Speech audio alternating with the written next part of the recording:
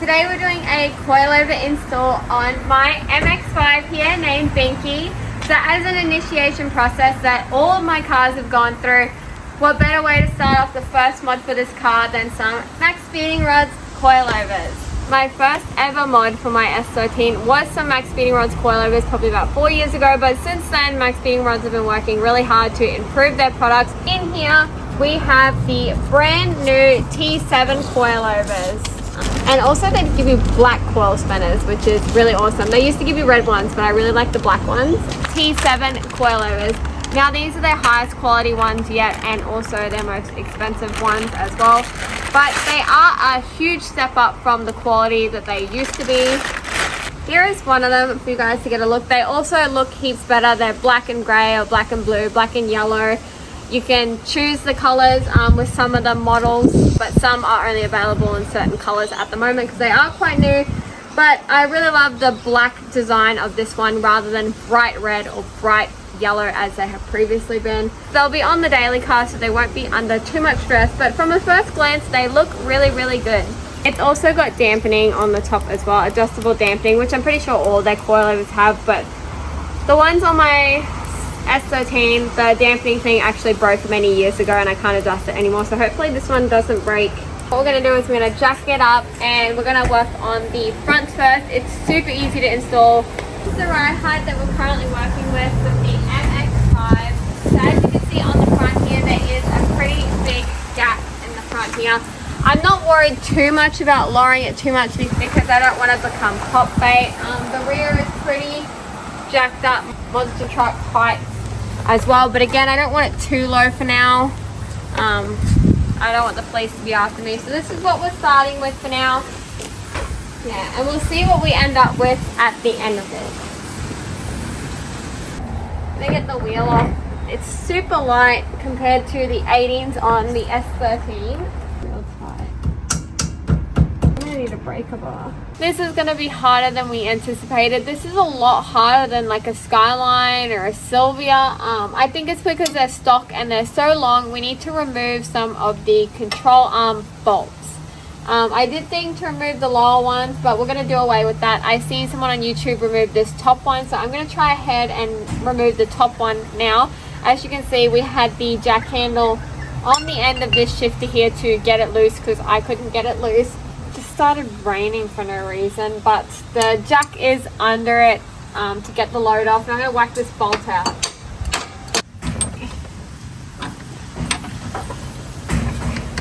Yay! It's out! Bolt. This is like the length, longer than my forearm. We should be able to lower the jack. Get my leg out the way. It should just... Oh! Would you look at that? Yay! It actually looks really crusty, so I'm glad I'm replacing them, but yay, number one. That was easy to get out now with that control arm undone. Compared to the older versions of the MaxpeedingRods, these are definitely a huge step up. As you can see, the spring height's a little different and the base height's a little different, so we are going to adjust these, which Maxies give you these coilover spanners. Now I've been using their old version coilover spanners for a very long time. They're actually the only coilover spanners that I own. They're bright red. I love that these are black and white. These are so much better. 10 out of 10. Now these are going to be all nice to twist because they don't have dirt and grit in them. So just as an example, look at how easy this turns. In a perfect world you would get a measuring tape, but not today. They look pretty even to me. In with the new, yay! That's gonna be so low, oh my gosh, no. I need to jack it up.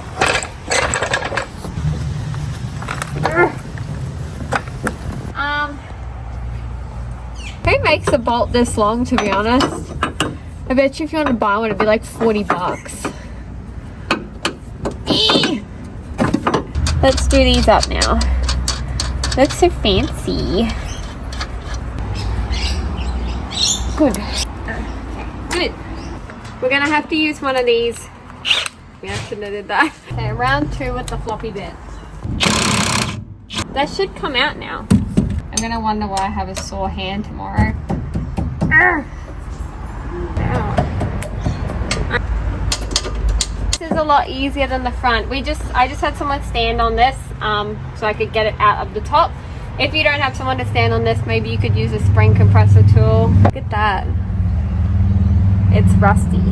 So I'm gonna have to find out where that leak's coming from, because I don't want that to happen to the new one. Again, with the eyeball height adjustment, I think that looks good. That'll do for now. Hello. Yay, it's in. It wasn't that bad. Okay, after I get this on, we have to jack the arm up to get the coilover to go up into the chassis, because the height difference is quite significant.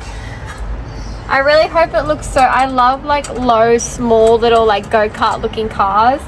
So I hope that it looks like a go-kart, not a real car.